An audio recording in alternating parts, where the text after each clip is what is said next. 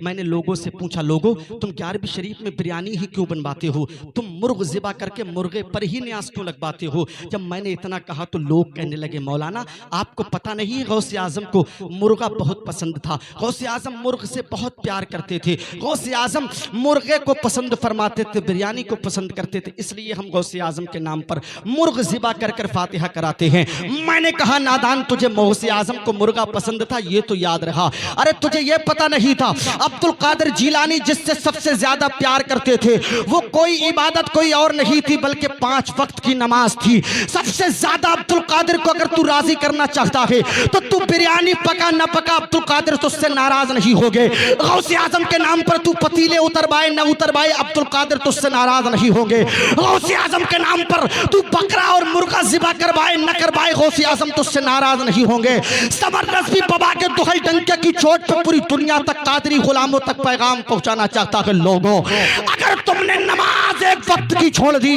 تو عبد القادر تم سے راضی نہیں بلکہ ناراض ہو جائیں گے۔ ارے تمہیں یہ تو پسندیدہ چیز یاد رہی، تمہیں یہ یاد تو نہیں رہا عبد القادر زکوٰۃ کتنا دیا کرتے تھے، غوث اعظم روزہ کتنا رکھا کرتے تھے۔ ارے تم تو رمضان کے مہینے میں صرف 15 گھنٹے کا روزہ رکھ لیتے ہو تو تمہیں چلڈ بوتل پانی چاہیے پینے کے لیے، ارے تمہیں طرح طرح کی اشیاء چاہیے کھانے کے لیے، تمہیں طرح طرح کے فروٹ چاہیے کھانے کے لیے، تمہیں طرح طرح کے شربت چاہیے پینے کے لیے، مشروب چاہیے، لیکن تمہیں یہ کیوں نہیں پتا ہے عبد القادر جیلانی روزے پر روزہ رکھا کرتے تھے۔ میرے آقا غوث اعظم کی شان تو یہ تھی کہ عبد القادر ایک مرتبہ روزہ رکھ لیتے تھے اور شام کو افطار کرتے تھے تو صبح میں سحری میں ہم تو سب کچھ کھاتے ہیں لیکن عبد القادر سنت کے طور پر صرف ایک گھونٹ پانی پی کر کے روزے پر روزہ رکھا کرتے تھے۔ ارے تم نے مرغے کی سنت کو تو یاد رکھ لیا، ارے تمہیں یہ کیوں نہیں پتا ہے کہ عبد القادر جیلانی ایک پیر پہ کھڑے ہو کے پورے قرآن کو مکمل ختم کر دیا کر دیتے تھے۔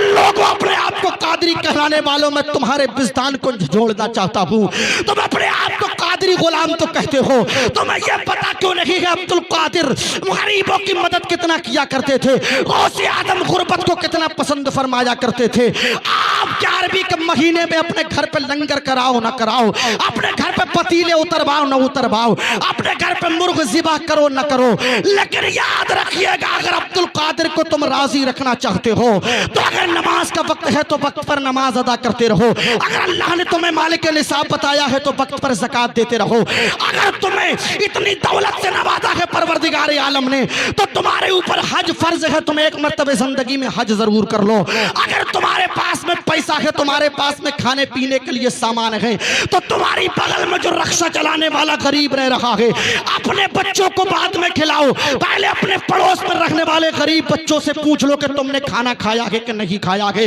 اگر تم یہ تمام تر باتوں کو زندہ کرتے رہو گے تو میں دعوے کے ساتھ کہہ سکتا ہوں میرے آقا عبد القادر تم سے ناراض نہیں بلکہ راضی ہو جائیں گے۔ جب غوث اعظم تم سے راضی ہوں گے تو تمہاری قسمت کا ستارہ یہاں پر بھی جگمگائے گا اور مرنے کے بعد میں میدان محشر میں بھی اوج ثریا پہ گردش کرتا ہوا نظر آئے گا اور علامہ جمیل قادری کی زبان میں آپ کو کہنا پڑے گا، آپ کو کہنا پڑے گا خدا کے فضل سے ہم پر ہے سایہ غوث اعظم کا، ہمیں دونوں جہاں میں ہے سہارا غوث اعظم کا، فرشتوں روکتے کیوں ہو مجھے جنت میں جانے سے، یہ دیکھو ہاتھ میں دامن ہے کس کا، غوث اعظم۔